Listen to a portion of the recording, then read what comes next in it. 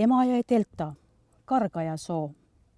Vanasti tehti siin heina, 3 mõisale, ülejäänud aluloomadele. Hilissuvi 80ndate teises pooles. Jõhvikamättasse on kasvanud roostes tõukekelk. Läti piiri äärest pärit Hilda, tulevase kirjaniku vanaema, ukerdab mättalt mättale. Jõhvikad on hiigelsuured ja tumepunased. Vanaema mõlemad ämbrid on neid täis. Teda hennast täidab hirm. Äsja on ta näinud karvaseid mehi. Tahavad õnneks võtta, mõtleb. Suunataju on läinud. Tütar on pagenud teadmata suunas. Karvastelt meestelt küsida julge, ehkki muidu on ta jutukas mammi. Pärast sõda on ta näinud samasugust metsavenda. Hiljem läks kodu juurest kirves kaotsi. Ja nüüd laiub tema ümber rohekas, kollakas, pruunikas, lõpmatus üksikute põõsarägastikega. Iga rägastiku taga võib oodata midagi veel õudsamat. Aga Hilda on eneseteadlik inimene, et mitte öelda jonnakas. Ta lihtsalt läheb. Jalg vajub, vesi tuleb üle kummiku ääre. Pole mobiiltelefone ega satelliitnavigatsioone.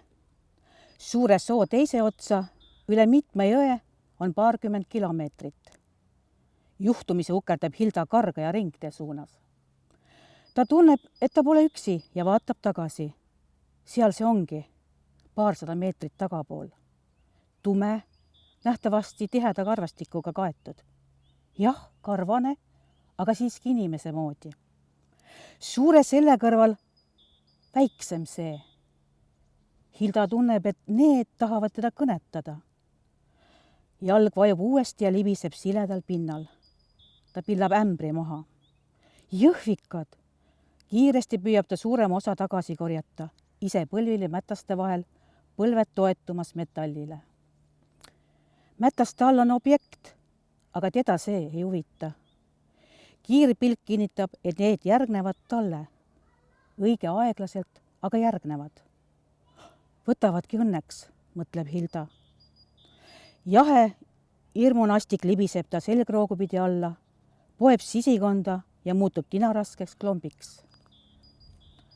Hulk pillatud marju jääb maha. Higistades ja külmetades sibab ta edasi. Taamal, teisel pool magistraalkraavi terendab metsaviirg.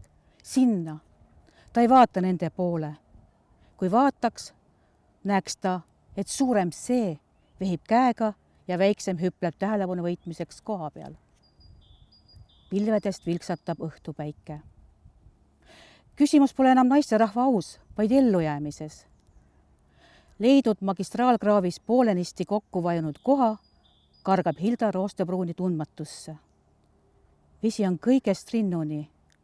Jalad ulatuvad põhja, aga seest jäävad kummikud mutta kinni. Rasked marjapangesid käest laskmata ronib mammi teisele kaldale ja pistab jooksu. Läbivettinud villased sokid jalgu hõõrumas. Kui ta kruusateele jõuab, on ihu kiirustamisest üles soojenema hakanud. Märjad rõivad rõhuvad seda nagu surisärk. Eemalt kostab 2-taktilise mootori podinat. Ookerkollane Saporjoose autotehase loomik tähendab pääsemist. Väimes on teda otsides Soosjärva teedel keerutanud. Õhtul pearäti all põdrakärbse krõpitsemist tundes on Hilda tavaliselt tasasem. Pimedas soos veiklevad tulukesed. See on omamoodi tänavavalgustus. Imetillukesed sootrollid sätivad ennast ööseks koju, jõhvikate sisse. Enne arutatakse päevasündmuseid. Näiteks seda, et vanamutt sohu eksis.